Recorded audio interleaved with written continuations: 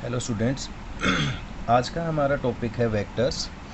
आज हम वेक्टर के बारे में पढ़ेंगे। काइनेमेटिक्स का एक पोर्शन है वेक्टर। इससे पहले हम uniform motion, non uniform motion सारा पढ़ लेते हैं, लेकिन वेक्टर जो है आपके मैथ्स के अंदर भी आता है, फिजिक्स में भी आता है, इसलिए एक बहुत इम्पोर्टेंट टॉपिक है वेक्टर्स। तो वेक्टर शुरू करने से पहले हम सबसे पहले चीज़ समझेंगे कि वेक्टर होता क्या है। कहता है those physical quantities which have magnitude as well as direction, यानी कि ऐसी फिजिकल क्वांटिटी जिसका मैग्नीट्यूड वैल्यू तो है ही है, साथ में उसकी कोई पर्टिकुलर डायरेक्शन भी अगर है, so we can say that those physical quantity are known as vectors. Vector में जैसे आप पढ़ सकते हैं फोर्स, वेट, एट्सेट्रा। किसी भी वेक्टर को रिप्रेजेंट करने का तरीका हमारा होगा, किसी भी अल्फ़ाबेट के ऊपर हम एक एरो लगाएंगे, तो चाहे वेक्टर लेफ्ट की तरफ जा रहा है चाहे राइट की तरफ जा रहा है, उस बात से हमें कोई मतलब नहीं, हमें सिर्फ इस तरीके से एरो लगाना। ये एरो ये डिफाइन करता है कि जो वेक्टर है, कि ये कोई भी क्वांटिटी है वो वेक्टर है। तो वेक्टर के अंदर एक चीज़ और आती है scalars. Scalars are those which have magnitude only but not direction, वो हम पहले भी कर चुके हैं। वेक्टर के टाइप्स की बात करें तो हमारे पास जनरली 2 टाइप का वेक्टर है। पहला है पोलर वेक्टर। जैसा नाम है polar, polar is a word coming from the pole. Those vectors which have a starting point of application, यानी कि ऐसा वेक्टर जिसका एक स्टार्टिंग पॉइंट अगर है तो उस वेक्टर को हम बोलेंगे पोलर वेक्टर। इसके एग्जांपल में हमने लिया डिस्प्लेसमेंट, फोर, एक्सेट्रा। इसी तरीके से जो दूसरा है हमारा एक्सियल वेक्टर। एक्सियल वेक्टर में हम कहते हैं those vector which represent rotational effect. Rotational effect का मतलब क्या है? Rotational effect and act along axis of rotation in accordance with the right hand screw rule. Right hand screw rule मैं आपको बता देता हूँ, कुछ इस तरीके से होता है, कर्ल फिंगर एंड थंब। तो यहाँ पर हमारे सामने एक चीज़ आ जाती है क्या, कि एक्सेल क्या है, कि मान लेते हैं कोई ऑब्जेक्ट किसी के चक्कर अगर काट रहा है तो वो हमेशा एक्सेल वेक्टर को रिप्रेजेंट करता है। जैसे मैं कह दूँ एंगुलर वेलोसिटी, तो वो हमारा एक्सेल वेक्टर कहलाएगा, और उसकी जो डायरेक्शन हम देंगे राइट हैंड स्क्रू रूल कह दीजिए या इसको थंब रूल कह दीजिए, ठीक है। अगर वो घूम रहा है इन कर्ल फिंगर के अकॉर्डिंग तो जो डायरेक्शन ऑफ होगी उसकी वो थंब के अकॉर्डिंग। अब बात ये आती है कि जो वेक्टर वैल्यू है वो वेक्टर को हम क्यों पढ़ते हैं, क्या इसके फ़ायदे हैं। तो इम्पोर्टेंस ऑफ वेक्टर कहता है कि बहुत सारे laws of physics can be express in compact form by use of the vector. Compact form होता है बहुत ही छोटे लेवल पे करके उनको शो कर सकते हैं वेक्टर की मदद से। दूसरा है बहुत सारे डेरिवेशन हैं जिनमें हमें वेक्टर लॉज अप्लाई करने पड़ते हैं, इसलिए हमारी लाइफ में वेक्टर्स का इम्पोर्टेंस है। दो वेक्टर होने के अलावा और भी हमारे पास काफ़ी सारे वेक्टर्स हैं, उनकी कुछ वेक्टर्स हमने यहाँ पर कंसीडर किए हैं। जैसे पहला है modulus of vector. The magnitude of A vector is called modulus of that vector. और किसी का मैग्नीट्यूड अगर हम लिखना हो तो हम ऐसे लिखते हैं, जिसे जनरली हम मॉडुलस कहते हैं। यानी किसी भी वेक्टर पर आप ऐसे 2 डंडे लगाएंगे, यानी इसको सिंपली हम मोड का साइन बोलते हैं, तो ये मॉडुलस वैल्यू देगा। जैसे मान लेते हैं हमारे पास कोई वेक्टर ए है 2i 3j 5k। अगर इसका मॉडुलस निकालने के लिए बोला जाए तो आपने इधर तो लिख दिया i के साथ जो कंपोनेंट है वो उसका स्क्वायर, j के साथ जो कंपोनेंट है वो, k के साथ जो कंपोनेंट है उनका स्क्वायर, और सारे का अंडर रूट। तो ये आ जाएगा हमारे पास √38। यहाँ से आप देख सकते हो कि किसी वेक्टर की मॉडुलस वैल्यू एक स्केलर वैल्यू आती है, यानी कि अगर किसी वेक्टर का मॉडुलस निकालेंगे तो वो क्या आएगा, स्केलर आएगा, ठीक है। अब आप यहाँ पर ये जानना चाहेंगे कि ये आई जे के क्या है। आई जे के मैं अगली डेफिनेशन में बात करूँगा कि आई जे के है क्या। आई जे के आपके यूनिट वेक्टर है जिनका काम है सिर्फ और सिर्फ डायरेक्शन बताना, और अगर हम इनका मॉडुलस करें आई कैप, जे कैप या के कैप का अगर हम मॉडुलस करें तो वो वैल्यू 1 आ जाती है, यानी कि मॉडुलस वैल्यू इनकी हमेशा 1 होती है। They only give the direction. तो कहता है is that vector having magnitude value is 1 and gives the direction of vector only. सिर्फ डायरेक्शन बताएगा और मैग्नीट्यूड वैल्यू हमेशा 1 रहेगी। तो किसी भी यूनिट वेक्टर को निकालने का तरीका होगा एक कैप, इस सिंबल को बोलते हैं कैप। उस वेक्टर को उसके मॉडुलस से आप डिवाइड कर देंगे तो उसका यूनिट वेक्टर आ जाएगा। जैसे मान लेते हैं हम यही वेक्टर था और इसका ये मॉडुलस था, आप इस वेक्टर को इस मॉडुलस से भाग करेंगे तो आपका आ जाएगा यूनिट वेक्टर। आई होप यहाँ तक आपको समझ में आया होगा। इसके बाद ये मैंने वही पीछे वाला अलग से लेके बताया है। यहाँ पे 3i + 7j - 6 के एक वेक्टर लेकर इसको हमने सोल्व किया, तो ये हमारे पास यूनिट वेक्टर है। यूनिट वेक्टर में आप देख सकते हो कि जो रिजल्ट आया है वो कोई स्केलर वैल्यू नहीं है। इसका मतलब यूनिट वेक्टर, क्योंकि उसका नाम ही है यूनिट वेक्टर, तो इसका मतलब vector quantity I.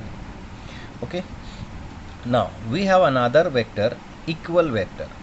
To vector are said to be equal if both have equal magnitude and same direction. यानी दो वेक्टर हम इक्वल कब कहेंगे? जब दोनों के मैग्नीट्यूड और दोनों की डायरेक्शन सेम है। अगर ऐसा है तो we can say that both vectors are equal. और दो या उससे ज़्यादा वेक्टर्स ऐसे हो सकते हैं। ओके, अगला वेक्टर आता है नेगेटिव वेक्टर। नेगेटिव जैसा नाम है नेगेटिव, यानी कि किसी वेक्टर की डायरेक्शन अगर उल्टी कर दी जाए लेकिन मैग्नीट्यूड सेम रखा जाए। फॉर एग्जांपल है, मान लीजिए कोई भी वेक्टर लगा लेते हैं हम, जैसे ए वेक्टर है वो जा रहा है ईस्ट में, तो ए का नेगेटिव वेक्टर जा रहा है वेस्ट में। तो इसका मतलब ए और -a एक दूसरे के अपोजिट हैं, बोथ हैव सेम मैग्नीट्यूड। इसी तरीके से हमारे पास अगली डेफिनेशन आती है को इनिशियल वेक्टर। को जो वर्ड है ये कॉमन के लिए होता है, यानी कि ऐसे वेक्टर जिनका एक कॉमन पॉइंट होता है, एक कॉमन पॉइंट फिक्स होता है, ऐसे वेक्टर्स को हम को इनिशियल वेक्टर कहते हैं। यानी कि इनिशियल माने starting point, common starting point. जैसे ए वेक्टर है, इसका भी स्टार्टिंग पॉइंट है, बी का भी यही है, और so these vectors are known as the coinitial vector. इसके बाद आता है कोलिनियर। कोलिनियर वही हो गया, लीनियर मतलब होता है एक लाइन में। कहता है are those vectors which are having equal और unequal magnitude and are acting along the parallel straight lines. मतलब एक ही स्ट्रेट लाइन पैरेलल लाइंस में अगर वेक्टर्स होते हैं तो उन्हें हम कोलिनियर वेक्टर कहेंगे। जैसे मैंने लिख दिया आपके सामने ए और बी, तो मैं यहाँ पर ज़रूरी नहीं है ए और बी सेम हो भी सकते हैं और नहीं भी है, बट ये कोलिनियर ज़रूर है क्योंकि डायरेक्शन इनकी एक ही है। ओके, ना नेक्स्ट है कोप्लेनर। कोप्लेनर का मतलब होता है जो एक ही प्लेन में लाई करे। जैसे मैं ये पेज के लिए बात बोल दूँ कि इस पेज पे कितने वेक्टर है, तो वो सारे वेक्टर भी कोप्लेनर वेक्टर कहलाते हैं। यानी कि the vectors which are acting in same plane, जो एक ही प्लेन में एक्ट करते हैं। ए भी है, बी भी है, सी भी, डायरेक्शन सबकी अलग अलग है, but they are coplanar vectors. इसके बाद आता है हमारा लोकलाइज वेक्टर। अगर लोकलाइज वेक्टर की बात करी जाए तो कहता है these are those vectors whose initial point is fixed, यानी कि जिनका एक पॉइंट फिक्स है, ऐसे वेक्टर को हम लोकलाइज कहते हैं। जैसे मान लीजिए हमने खंबा गाड़ दिया कहीं, तो खंबे का एक पॉइंट तो फिक्स हो गया, तो वो लोकलाइज है। और नॉन लोकलाइज वो होते हैं जो कहीं पर भी फिक्स्ड पॉइंट रखते ही नहीं, जहाँ जाएंगे वहाँ जा सकते हैं। तो ऐसे वेक्टर को non localise and localise. Okay, hope समझ आया होगा। इसके बाद आता है बच्चों हमारे पास पोजीशन। ये थोड़े छोटे छोटे से टॉपिक से हैं, इसलिए मैं थोड़ा जल्दी आपको ये एक्सप्लेन कर रहा हूँ। कोशिश है कि समझ आ जाएगा आपको।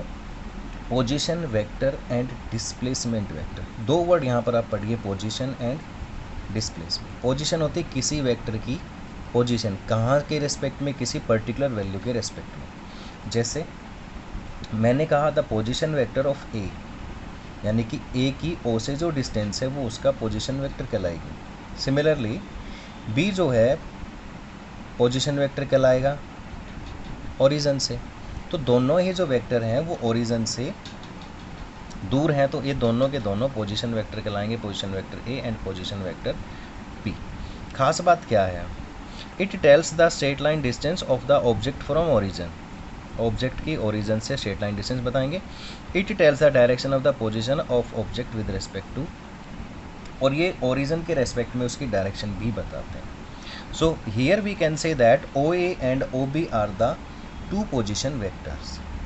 ठीक है, तो यहाँ तक तो बात हो गई कि ओरिजिन से किसी भी वेक्टर का अगर हम डिस्टेंस निकाल रहे हैं तो वो हमारा क्या कहलाएगा, पोजीशन वेक्टर कहलाएगा। ठीक है, अगर हम बात यहाँ पर ये करें डिस्प्लेसमेंट वेक्टर का, कहता है कि जो ए वेक्टर है वो बी पॉइंट पर जब पहुंचता है, यानी ये वेक्टर जब यहाँ पहुंच जाता है, तो उसके लिए हम कहेंगे कि दोनों के बीच में जो डिस्टेंस है that is displacement, the minimum distance. तो कहता है is that vector which tells how much and in which direction an object has change its position in A given interval of time. दिए गए टाइम में वो किधर से किधर गया है वो बताएगा हमको डिस्प्लेसमेंट वेक्टर। एग्जाम्पल हमने कंसिडर किया कि ए के पॉइंट हैं एक्स वाई, बी के पॉइंट हैं एक्स डेस वाई डेस, तो पोजीशन वेक्टर ऑफ ए क्या होगा एक्स आई प्लस वाई जे, क्योंकि ओरिजिन से लेंगे तो ओरिजिन के कोऑर्डिनेट्स क्या होंगे 0 0, इसके कोऑर्डिनेट क्या हैं एक्स एंड वाई, और ये है आपका X dash end. Position vector of B निकाल लिया ऐसे ही, लेकिन अब हमें डिस्प्लेसमेंट निकालना हो तो हम लिखेंगे position vector of B minus position vector of A, तो हमारे पास ये हमारा डिस्प्लेसमेंट वेक्टर आ जाएगा। आई होप समझ आया होगा। सिंपल सा कहने का मतलब कि अगर ए पॉइंट से बी पॉइंट के बीच में जा रहा है तो ये जो मिनिमम डिस्टेंस है इसी को ही हम कहेंगे डिस्प्लेसमेंट है, यानी वेक्टर जो है एक पॉइंट से दूसरे पॉइंट पर डिस्प्लेस होगा। ओके, आगे चलते हैं। Multiplication of A vector by a real number. कहता है अगर किसी वेक्टर को आप रियल नंबर से मल्टीप्लाई करेंगे तो कॉम्प्लेक्स नंबर को छोड़कर सभी नंबर रियल होते हैं। तो जैसे मान लीजिए मैंने किसी रियल नंबर n से इसको मल्टीप्लाई किया तो ये उतने ही टाइम हो जाएगा वेक्टर। इस केस में क्या होगा, आपका मैग्नीट्यूड वैल्यू बदल जाएगी but direction is not change and unit also same. मतलब अगर किसी रियल से आप मल्टीप्लाई करोगे तो आपके चेंज क्या क्या आएंगे। मान लीजिए मैं कहता हूँ 5 न्यूटन है, 5 न्यूटन को आपने 3 से मल्टीप्लाई किया, 3 इज़ ए रियल नंबर, तो कितना आ जाएगा आपका 15 न्यूटन आ जाएगा। 15 में क्या है आपका मॉडुलस वैल्यू, यानी कि मैग्नीट्यूड वैल्यू तो चेंज हो गई, 5 से 15 हो गई, लेकिन न्यूटन यूनिट थी तो न्यूटन यूनिट रही और जो डायरेक्शन थी वही डायरेक्शन रहेगी। तो सिंपली सिर्फ हम ये कह सकते हैं कि magnitude value change, direction and unit does not change अगर किसी रियल नंबर से मल्टीप्लाई किया है तो। ओके, ना multiplication of A vector by scalar. अब कहता है अगर किसी स्केलर से मल्टीप्लाई कर दूँ तो अगर हम किसी वेक्टर को किसी स्केलर से मल्टीप्लाई करेंगे तो देखिए हमारे पास क्या आता है। इसके लिए भी हमारे पास एग्जांपल है। Here we can see that easily a is equal to 50 newton due to west, मतलब उसका डायरेक्शन दिया है आपका वेस्ट में। ओके, जो डायरेक्शन है वो आपका दिया हुआ है वेस्ट में, और s दे रखा है 10 सेकेंड। अगर मैं दोनों को मल्टीप्लाई करूं तो 50 इंटू 10 हो जाएगा 500। तो देखिए पहले जो वैल्यू थी इसकी 50 थी, इसकी 10 थी, तो मॉडुलस वैल्यू तो चेंज हो ही गई, यानी कि मैग्नीट्यूड चेंज हो गया। इसके बाद न्यूटन सेकंड, पहले यूनिट न्यूटन थी, सेकंड थी, अब इकट्ठी हो गई न्यूटन सेकंड, यानी कि यूनिट भी चेंज हो गई, लेकिन डायरेक्शन चेंज नहीं होगी। अगर किसी स्केलर से हम किसी वेक्टर को मल्टीप्लाई करते हैं तो उसके लिए हमारी डायरेक्शन सेम रहेगी, बाकी दोनों चीज़ें चेंज हो जाएंगी। आई होप समझ आया होगा आपको। आगे चलते हैं बच्चों। रिजल्टेंट वेक्टर, देखिए हर चीज़ के अंदर नाम के अंदर ही उसका आंसर निकल के आ जाता है रिजल्टेंट वेक्टर। रिजल्टेंट वेक्टर का मतलब क्या है कि ये रिजल्ट है। रिजल्ट क्या होता है, मतलब आपका देखा भी हो, जैसे आपका ही रिजल्ट आता है वो। तो कहता है कि 2 और more vector is defined as that single vector, यानी कि एक अकेला वेक्टर जो 2 या उससे ज़्यादा का रिजल्ट रिप्रेजेंट करता हो तो वो वेक्टर रिजल्टेंट वेक्टर कहलाएगा। यानी कि सबके इंडिविजुअल वैल्यू को इकट्ठा करें तो एक वेक्टर उसको रिप्रेजेंट करेगा, तो that is known as the resultant vector. यहाँ पर आप ये कह सकते हो कि भाई मान लीजिए कोई भीड़ है, एक मुखिया है, तो उस वो मुखिया ही उस भीड़ का सब कुछ है, तो वो ही रिजल्टेंट है, यानी कि जो कुछ कहना है उसी को कह सकते हैं जी। आगे ये कहता है कि जो vector addition is not possible by simple laws of algebra. अब वेक्टर एडिशन अगर हम करें तो हम सिंपल एल्जेब्रा यहाँ पर अप्लाई नहीं कर सकते। इसके लिए मैं आपको छोटा सा एक एग्जांपल लेके बता रहा हूँ। यहाँ देख सकते हैं आप PQ, QS and PS, there are the 4 metre 3 metre. अगर मैं यहाँ पर बात करूँ PS की वैल्यू यूजिंग पाइथागोरस प्रॉपर्टी, यानी सिंपल एल्जेब्रा से बात करूँ तो ये 5 मीटर आ रहा है ये side. But in case of vector अगर मैं लो लगा के इसकी वैल्यू निकालूँ तो वो कितनी आ रही है 7 मीटर। अब सिंपल एल्जेब्रा 5 मीटर और वेक्टर एल्जेब्रा 7 मीटर। तो here we can say that कि सिंपल एल्जेब्रा से हम किसी वेक्टर एल्जेब्रा को कंपेयर नहीं कर सकते। ये 7 कैसे आया मैं अभी आगे चल के आपको बताऊँगा। ओके, होप है समझ आया होगा। इसके बाद हम जो vector addition by geometrical method, अगर मैं ज्योमेट्रिकल मेथड से वेक्टर का एडिशन करूँ तो पहला केस है मेरे पास when two vector are in same direction. देखिए इंपॉर्टेंट चीज़ है कि अगर कोई दो वेक्टर सेम डायरेक्शन में हो तो कैसे जोड़ना है, एक वेक्टर ये है और एक वेक्टर ये है, आपने दोनों का रिजल्टेंट निकाल दिया a प्लस बी, तो r क्या है, इन दोनों के इंडिविजुअल वैल्यू का सम है, so that is vector addition. अब ये तो तब हो गया जब दोनों सेम डायरेक्शन में है तो ऐड हो गए, लेकिन अगर दो वेक्टर अपोजिट डायरेक्शन में हैं then they give the difference r is equal to a minus B. यहाँ तक सिंपल है कि डायरेक्शन में हो तो जोड़ लेंगे, अपोजिट हो तो माइनस कर देंगे। तीसरा केस है जो इम्पोर्टेंट है, कहता है when two vectors are at an angle. अगर कोई दो वेक्टर हमारे पास एंगल पर आ जाए तो हम क्या करेंगे, ना तो हम सीधा जोड़ सकते हैं ना हम इसमें घटा सकते हैं। अब इनको जोड़ने के लिए हमें एक स्पेशल कंडीशन लगानी पड़ेगी, वो कंडीशन क्या है वो समझते हैं। तो उसका नाम जो है हमारे पास वो है triangle law of vector addition. अगर कोई दो वेक्टर अलग अलग डायरेक्शन में जा रहे हैं तो उनका रिजल्टेंट निकालने के लिए हम एक लॉ लगाते हैं, जिस लॉ का नाम है triangle law of vector addition. कहता है if two vectors acting on a particle are represented by two sides of a triangle which are in one order और same order, which are in one order या मैं कह दूँ same order, then third side which in opposite order represent the resultant of two vectors. Simple Hindi भाषा में एक बात बताता हूँ, मान लेते हैं हमारे पास ये दो वेक्टर है, एक वेक्टर ए है और एक वेक्टर बी है, ये किसी ट्राइंगल के दो साइड को रिप्रेजेंट करते हैं। सेम ऑर्डर का मतलब जैसे देखेंगे ओ से पी जा रहा है फिर पी से क्यू जा रहा है, तो दोनों का ऑर्डर सेम है। तो जो तीसरी साइड है उसका ऑर्डर इनसे अपोजिट, क्योंकि अब हम पी से क्यू गए तो क्यू से ओ जाना था, लेकिन हमारा जा रहा है ओ से क्यू, तो इसका मतलब इसकी डायरेक्शन अपोजिट हो गई। तो इन दोनों से अपोजिट ऑर्डर की जो साइड है थर्ड, वो क्या बताएगी, आपका रिजल्टेंट बताएगी। This is your triangle law of vector addition, इसे हम ट्राइंगल लॉ कहते हैं। ओके, तो इसलिए मैंने लिख भी दिया है r is equal to a plus B. Clear? हाँ, अब चलते हैं इसके एनालिटिकल ट्रीटमेंट पे, हमको क्या क्या इसमें निकालना है। तो यहाँ देख सकते हैं आप, मैं एनालिटिकल ट्रीटमेंट करने जा रहा हूँ। इसका मतलब एनालिटिकल ट्रीटमेंट का मतलब इसका एक विश्लेषण करने जा रहे हैं हम एक तरीके से, कि अगर हमें रिजल्टेंट निकालना हो या मैग्नीट्यूड ऑफ r निकालना हो या डायरेक्शन निकालनी हो रिजल्टेंट की, तो उसके लिए हमारे पास क्या क्या फॉर्मूले होते हैं। सबसे पहले मैंने एक वेक्टर a मान लिया है ये वाला, और एक वेक्टर b मान लिया, और ये मैंने मतलब सेम ये ट्राइंगल जैसे बनी हुई थी सेम टू सेम मैंने यहाँ पर बना। उसके बाद मैंने अपनी तरफ से कंस्ट्रक्शन किया, क्यू एन परपेंडिकुलर डाला है। लेट, अब देखिए ये वाला जो वेक्टर है, ये वेक्टर और ये वेक्टर, इन दोनों के बीच में मैं कहूँ अगर इस वेक्टर को मैं आगे बढ़ा के ले आऊँ तो इस सेम ही तो वेक्टर हुआ, और एक ये वेक्टर हुआ, तो दोनों वेक्टर के बीच का एंगल क्या है, थीटा। अपनी तरफ से मैंने यहाँ पे ड्रॉ किया। तो सबसे पहले हम ये देखेंगे, अगर मैं वेक्टर लॉ की बात करूँ तो यहाँ से ओ पी प्लस में पी क्यू, तो ओ पी प्लस में P Q is equal to okay. It means हमारे पास क्या रिजल्ट आ जाएगा, r is equal to a plus, this is the result of vector r। अगर मुझे मैग्नीट्यूड निकालनी हो, मैंने अभी बताया था आपको कि ट्राइंगल लॉ में हम क्या करेंगे एनालिटिकल ट्रीटमेंट के, कि हम निकालेंगे क्या, मैग्नीट्यूड। तो देखिए ट्राइंगल दिख रहा होगा आपको, मैंने लिखा है N P Q, N P Q. Right angle triangle में एक बात ध्यान रखनी है आपको, जो साइड निकालनी है उसको आप हमेशा ऊपर लिखिए और जो गिवन है उसको हमेशा नीचे लिख देंगे। जैसे आप यहाँ देख सकते हैं